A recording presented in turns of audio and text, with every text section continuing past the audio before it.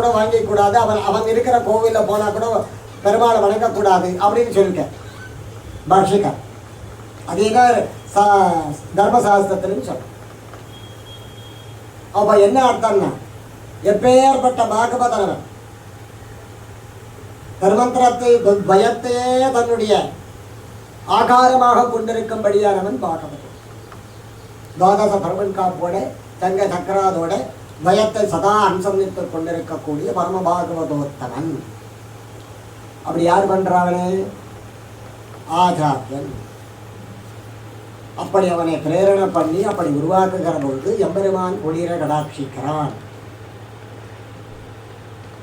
அப்ப எந்த அடிமை வசத்தின்னா, நீக்கமல்ல அடிமை வசதியா, சயமே அடிமை வசதியா, கோதில் அடிமை வசதியா, 3 அடிமைக்கும் ஒரே நிலைதான். இது நேரடியாக பாகவதனை கொண்டு எம்பெருமானையும் ஆச்சாரம் திருப்திப்படுத்துவது, சந்தோஷப்படுத்துவது, சந்தோஷத்தினால் அனுகிரகிப்பது.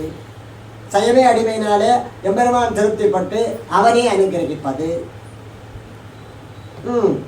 ஆச்சாரியங்கிறதுல என்ன? பேவும் மற்ற அறியேன்னு மதுர கவியாழ்வார் சொன்னதுக்கு காரணம் என்ன? பேவும் அறியேன்னு சொல்லும் போதே எம்பெருமான் இவனுக்கு உடனே கடாட்சம் பண்ணி. ஏன்னா அப்படி அவனுடைய திட விசுவாசத்தை பார்க்கிறான். திட விசுவாசம், பூரண சரணாகதி, அதுதான் எது முழுமையானதோ அதற்கு உடனே இறைவன் அனுகிரகம். ஆச்சாரனே கத்தின்னு வாழ்ந்துருக்கா, தேவமற்றாரி என்ன உடனே அவனுக்கு அனுகிரகம். எப்படி நடக்கிறது ஆச்சாரனே கத்தின்னு பற்றின்னு இருக்கிறவனுக்கு அப்படின்னாக்க, ஆச்சாரியன் அனுகிரகம் பண்ணாலும் படலனாலும் அவருக்கு என்ன, இவன் இப்படி இருக்கிறான்னு தெரிஞ்சு இவர் உள்ளத்துல நினைச்சாலே போதும், அது நடந்துடுறது.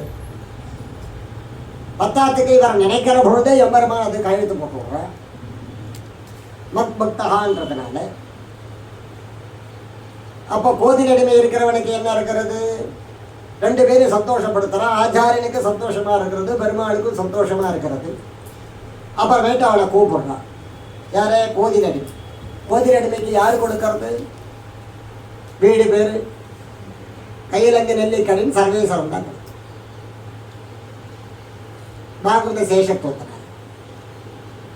அப்போ 3 கைங்கரியம், பகவத் கைங்கரியம், பாகவத கைங்கரியம், ஆச்சாரிய கைங்கரியம், எல்லாம் ஒரே கைங்கரியம். ஆனால் அதில் ஸ்ரத்தையை பொறுத்து நமக்கு செய்யக்கூடியதா இருக்கக்கூடியது.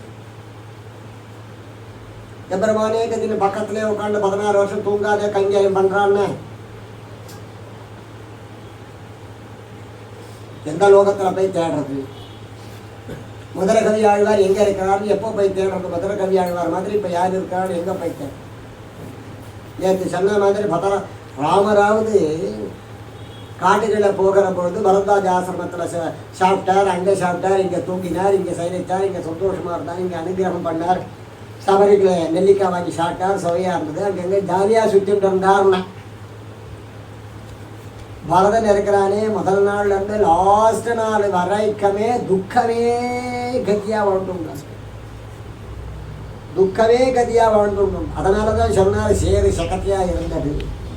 எப்படி சேரு சகதி வந்ததுன்னா, அழுதழுதே கண்ணீராலே சேரு சகதி ஆகி போட்டோம். ராமர் தரிச்சிருக்கிற ஒரு மர உரியத்தை விட இவரது பரிசா இருக்க. அப்ப எப்படி அந்த மாதிரி ஒரு ஆள் இருக்கிறாளான்னாக்கா எங்க போய் தேடுறது? அந்த மாதிரி. அப்போ ஸ்ரீ வைஷ்ணவர்கள் அப்படின்னு சொல்லக்கூடியவர்கள் எப்படி இருக்க வேண்டும் அப்படிங்கிறது தான் இது எல்லாத்துடைய தாக்கம். என்ன சாமி, எதுவுமே இருக்க முடியாததாவே இருக்கிறது அப்படிங்க. இருக்க முடியாததை இப்படிதான் இருக்கணும் அப்படிங்கிறத காப்பி. அதுக்குதான் இப்போ இருக்கிறவாளுக்கு என்ன தெரியலன்னா, ஏன் திருமண் காப்போடுறோம், ஏன் சமாஷ்டம் பண்ணுறோம்னே தெரியறது. எவ்வளோ சமாஷ்டம் பண்ணுறோம், எந்த திருமண் காப்போடுறோம், எப்படி சாப்பிட்றோம் கேட்டால் நானும் பார்க்குறேன்.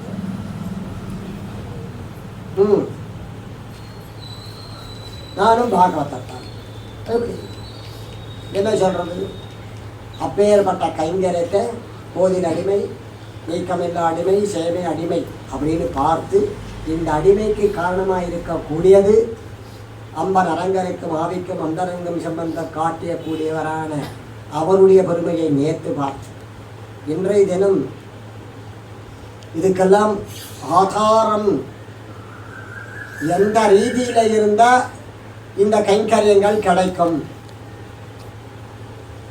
எந்த ரீதியில் இருந்தால் இந்த கைங்கரியங்கள். ஒரு ஆச்சாரியன் ஒருத்தருக்கு ஒரு கைங்கரத்தை நியமிக்கிறான்னா அதுக்கு எப்படி இருக்கணும் அப்படிங்கிறது தான். எல்லாரும் இருக்கிறா, எல்லாரும் அவளுக்கெல்லாம் பேர் என்ன பண்ண முடியும், எல்லாருக்கும் ஒரு கைங்கரம் இதை செய் அப்படின்னு சொல்ல முடியாது. அப்ப எப்படி சொல்றதுன்னு கேட்டா, மெய்யனாகும் விரும்பி தொழுவார்க்கெல்லாம் பொய்யனாகும் புறமே தொழுவார்க்கெல்லாம். ரெண்டு பேருமே கும்பிடு போட்டா ரெண்டு பேருமே கோவிலுக்கு போய் சேவிக்கிறார், ரெண்டு பேருமே கோவிலுக்கு போறா, ரெண்டு பேருமே கையெடுத்து கும்பிடுறா. ஒருத்தர் லிஸ்ட் வேகமாக சொல்றார், ஒருத்தர் எம்பெருமான் ரூபத்தை பார்க்கிறார், ரெண்டு பேருமே அஞ்சலி தான். ஒருத்தர் பார்க்கிறார் அடியன் சாமி, ஒருத்தர் அடியன், அவர் இவனை கடாட்சிக்கிற வரைக்கும் அடியன் சாமி, ஒருத்தர் அடியன் போயிட்டே. ஒருத்தர் அடியன் சொன்னா அவர் இவரை கவனித்து அடியன் சொல்லுகிற வரைக்கும் அப்படி எரிச்சல். அடியன்னா என்னது, அடிப்பணிகள். அப்படி இல்லாதபடிக்கு அப்படி அந்த மாதிரி இருக்கிறது கிடையாது. ஒரு பாகவதன் எப்படி இருக்கணுமோ அப்படி இருக்கணும், பாகவதனுக்கு உண்டான லட்சணங்களோடு இருக்கணும்.